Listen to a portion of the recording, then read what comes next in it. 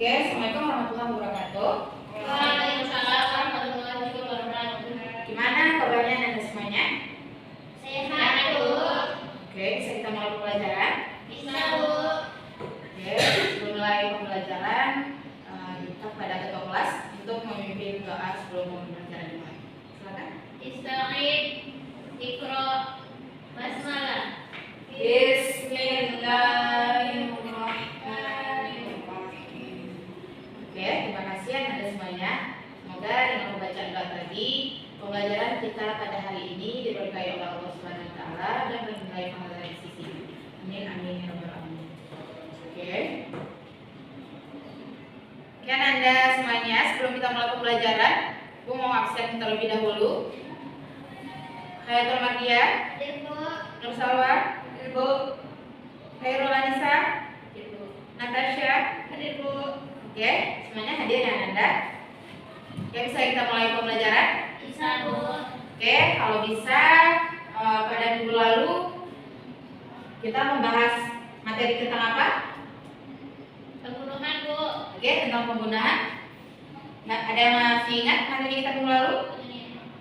Jinayah, Bu. Tentang jinayah. Oke, karena kita pada minggu lalu telah membahas tentang penganiayaan, jinayah dan perbuatan-perbuatan merusak anggota tubuh orang lain, baik itu membunuh, menganiaya dan sebagainya. Kemudian kita akan membahas apa? Kemudian kita akan membahas mengenai apa ganjaran yang akan didapatkan atau apa hukuman yang akan didapatkan terhadap pelaku terhadap tindakan pembunuhan dan kekerasan tersebut. Oke, Anda semuanya, sebelum kita masuk pada materi selanjutnya, di lingkungan Ananda pernah tidak Ananda melihat ataupun merasakan ataupun mengamati tentang adanya kekerasan, tindak kekerasan ataupun pembunuhan ataupun mutilasi yang dilakukan oleh orang-orang yang sadar akan hal tersebut dan tindakan mereka itu dengan kesengajaan. Ada nggak Anda melihat ataupun mengalami hal tersebut? Ada Anda? Ada? Boleh bisa ceritakan sedikit tentang apa yang Anda temui di lapangan? Kasus pembunuhan, Bu. Oke, kasus pembunuhan. Lokasinya di mana, Anissa? Di kampung saya, Bu. Oke, di kampung Anissa. Nah, itu pembunuhannya siapa yang melakukan? Temannya, Bu. Temannya pembunuhan ya, Anissa? Ya, Bu. Oke, kira-kira apa ganjaran yang didapatkan oleh pelaku ini, Anissa? Lebih baik itu dihukum setimpal, Bu. Nanti.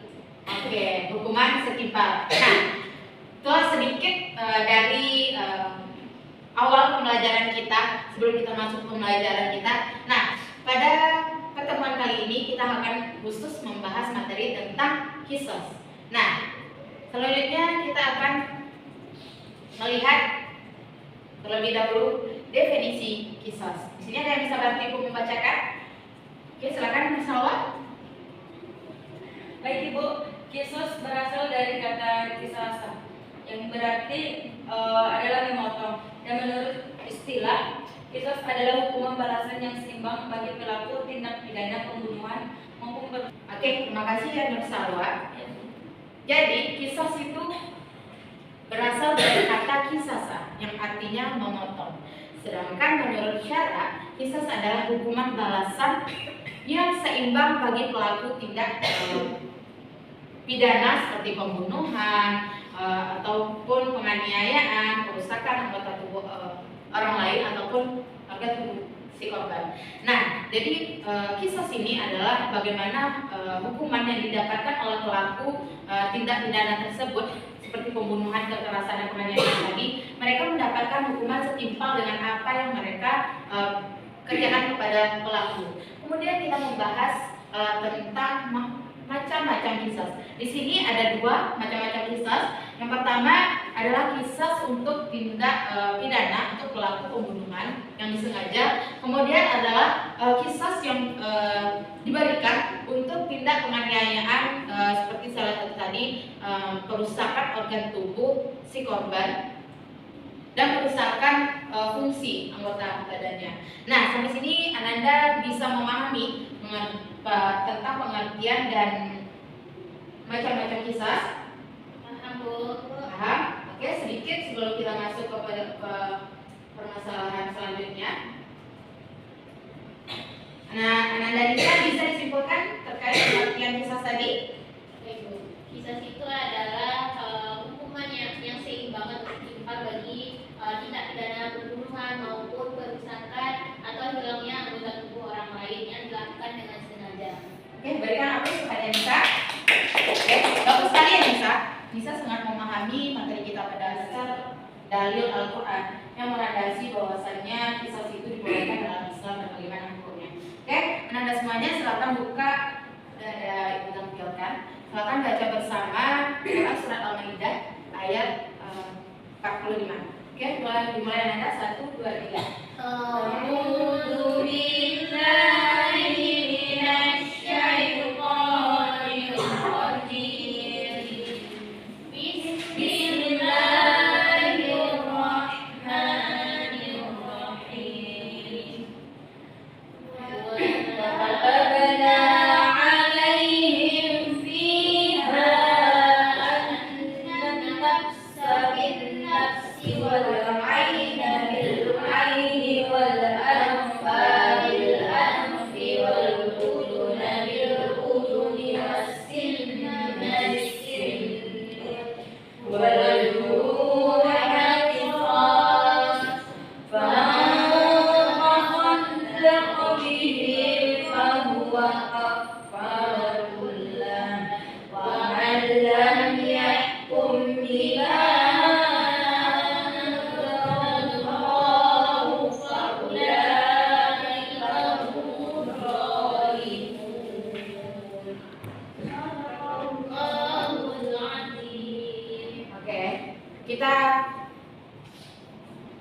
perhatikan bersama pengertian dari Quran surat Al-Maidah ayat 45 ini. Dengan menyebut nama Allah yang Maha Pengasih lagi Maha Penyayang, kami telah menetapkan bagi mereka Bani Israel di dalamnya bahwa nyawa dibalas dengan nyawa, mata dengan mata, hidung dengan hidung, telinga dengan telinga, gigi dengan gigi, dan luka-luka pun ada kisasnya atau balasan yang sama. Siapa yang melepaskan hak kisasnya, maka itu menjadi penembus dosa baginya. Siapa yang tidak memutuskan suatu urusan menurut ketentuan yang diturunkan oleh Allah, maka mereka itulah orang-orang yang zalim. Nah, dari pengertian ini, dari ayat yang telah kita baca bersama tadi, sangat jelas bahwasannya hukum Islam itu memaknai bahwasannya segala perbuatan itu harus dibalas dengan setimpal. Nah, seperti nyawa dengan nyawa, hidung dengan hidung, dan perusakan-perusakan, penganiayaan, fungsi organ tubuh lainnya itu diberikan dengan hukuman yang setimpal. Ya, sampai sini bisa dipahami Anda. Oke, materi selanjutnya mengenai syarat kisah. Di sini silakan Hayatul Mardiah bacakan materi di depan. Syarat-syarat kisos pelaku tindak pidana pembunuhan dan penganiayaan yang akan dijatuhi hukuman kisos akan memiliki beberapa syarat. Syaratnya yaitu yang pertama, orang terbunuh terpelihara darahnya orang yang benar-benar baik. Yang kedua, pelaku tindak pidana pembunuhan sudah balik dan berakal. Yang ketiga, orang yang dibunuh sama derajatnya dengan orang yang membunuh, seperti muslim dengan muslim, merdeka dengan merdeka, dan teman saya dengan teman saya. Yang keempat yaitu kisos dilakukan dalam keadaan sama, jiwa dengan jiwa, mata dengan mata, dan lain sebagainya. Oke, terima kasih. Nah, jadi inilah syarat-syarat bisa diperlakukannya kisah. Ada 4. Yang pertama adalah terpelihara darahnya. Kemudian pelaku tindak pidana adalah orang yang balik dan berakal. Kemudian orang yang sama derajatnya di sini seperti kita sesama muslim itu melakukan pembunuhan ataupun penganiayaan secara sadar, dan kisah ini diperlakukan adalah dengan hukuman setimpal. Semuanya dari pemaparan materi tadi, apakah Anda bisa memahami materi kita? Bisa, Bu. Apakah ada Anda yang masih bingung di sejauh ini pemaparan materi kita, atau ada pertanyaan ataupun keraguan Anda terkait materi kisah ini? Itu bertanya, Bu. Oke, silakan. Ayo. Bagaimana jika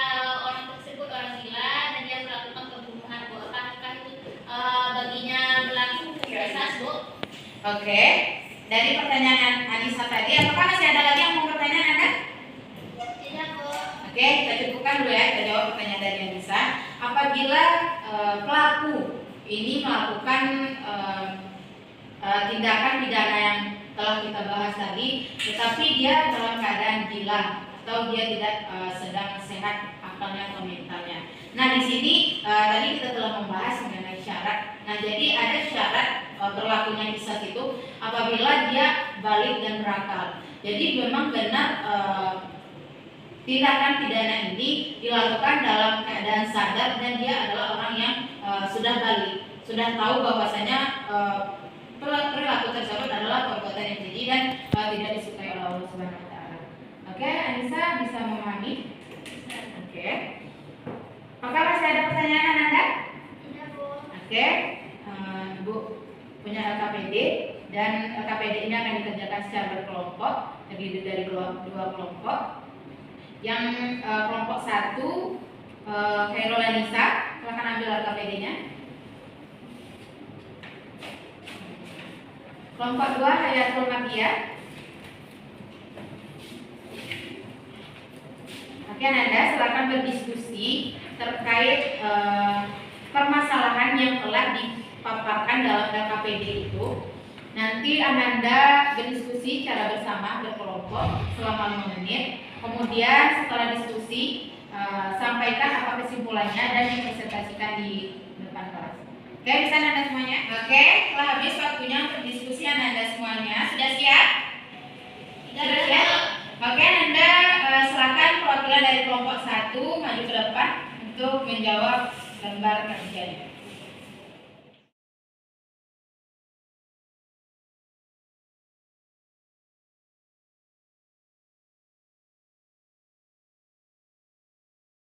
Berdasarkan kasus di atas, bagaimana seharusnya sikap seorang muslim saat ia atau keluarganya mengalami kejadian yang merugikan seperti itu? Ibu, dari kasus ini setelah kami diskusikan bahwa kasus ini dilakukan dengan tidak sengaja, dan apabila suatu tindakan yang dilakukan dengan tidak sengaja ini dan dimaafkan juga oleh pihak keluarga, maka itu tidak akan dihukumkan dengan hukuman kisah saja. Oke, terima kasih Anissa, silakan kembali ke tempat. Oke, silakan kelompok 2 Hayatul Mafia. Maka sampaikan untuk pertanyaan nomor 2. Pertanyaannya dibaca, Bu. Bacakan pertanyaan saja. Sebentar ya. Berdasarkan kasus di atas, bagaimana seharusnya sikap seorang muslim saat ia atau keluarganya mengalami kejadian yang menyedihkan seperti ini, dan jika kamu menjadi amir, apa yang akan kamu lakukan setelah kejadian tersebut dan mengapa itu penting dalam agama? Sikap kita sebagai seorang muslim itu ketika ada kejadian menimpa seperti kasus tersebut harus saling memaafkan. Tapi sebagai posisi amir itu kita minta maaf dan juga membayar pengobatannya. Ya, di dalam Islam itu tidak apa-apa karena tidak sengaja. Oke, sudah. Oke, terima kasih ya tuh. Silakan kembali ke tempat. Oke, Anda semuanya, sedikit penguatan dari Ibu dari LKPD yang telah Anda kerjakan secara bersama tadi, secara diskusi dengan kelompok. Bahwasannya dari kasus ini bisa kita simpulkan bahwasannya kejadian ini tidak dilakukan dengan secara sengaja. Nah, di balik ini ada pun korban yang diakibatkan oleh peristiwa ini, adanya ketidaksengajaan terdorong korban oleh pelaku, oleh si Amir tadi, tetapi itu tanpa kesengajaan. Nah, di sini bukti tanggung jawab Amir atau pelakunya ini adalah dengan meminta maaf dan melakukan pembayaran terhadap biaya dari pengobatan si korban. Kemudian dari kasus ini bisa kita simpulkan bahwasannya di lingkungan kita ada kejadian seperti ini. Tentunya kita terlebih dahulu melihat fakta yang terjadi, apa yang menjadi sebab dan akibat, apakah ini dilakukan secara sengaja ataupun tidak. Dan bagi pelaku, tentunya kita harus meminta maaf kepada sesama manusia dan memberikan tanggung jawab kita sebagai bukti kita meminta maaf kepada mereka dan bertobat kepada Allah Subhanahu Wa Taala untuk meminta ampun. Oke, Anda semuanya, sebelum kita menutup pembelajaran bisa menyimpulkan materi kita pada hari ini? Oke, silakan Anissa disimpulkan materi kita pada pembelajaran kali ini. Baik Bu, kisah itu adalah hukuman balas yang seimbang bagi pelaku tidak pidana pembunuhan maupun perpisahan atau penghilangan fungsi anggota tubuh orang lain yang dilakukan dengan sengaja. Tadi Ibu sudah memaparkan macam-macam kisah. Yang pertama kisah untuk tindak pembunuhan yang merupakan hukuman bagi pembunuh sengaja. Yang kedua kisah untuk tindak penganiayaan. Dan tadi Ibu sudah memaparkan yaitu hukum kisah terdapat dalam Quran surat Al-Maidah ayat 45. Adapun syarat-syarat dari kisah ini yang pertama itu orang yang terbunuh terpelihara darahnya.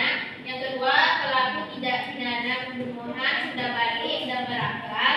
Yang ketiga pembunuh bukan bapak atau orang tua dari pembunuh. Yang ketiga itu orang yang dibunuh sama derajatnya dengan orang yang membunuh. Ya Bu. Oke, terima kasih Ananda terhadap kesimpulannya.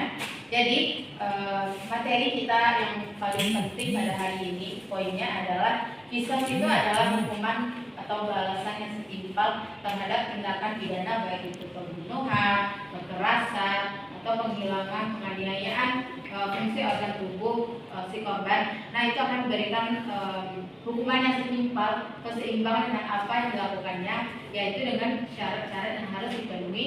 Sepertinya salah satunya tadi terpelihara darahnya, kemudian dilakukan oleh orang yang balik dan berakal, dilakukan dengan kesengajaan, dan itu sesama kita sesama muslim.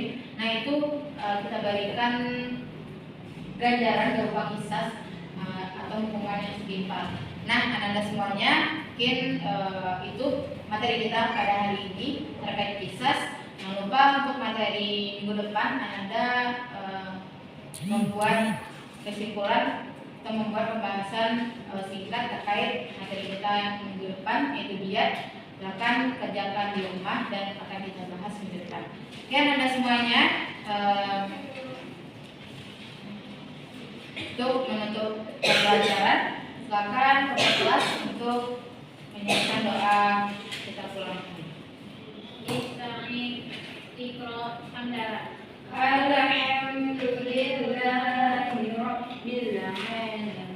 Terima kasih atas perhatiannya dan semuanya. Semoga ilmu yang kita pelajari hari ini bermanfaat dan bisa kita ambil hikmahnya dalam kehidupan sehari-hari.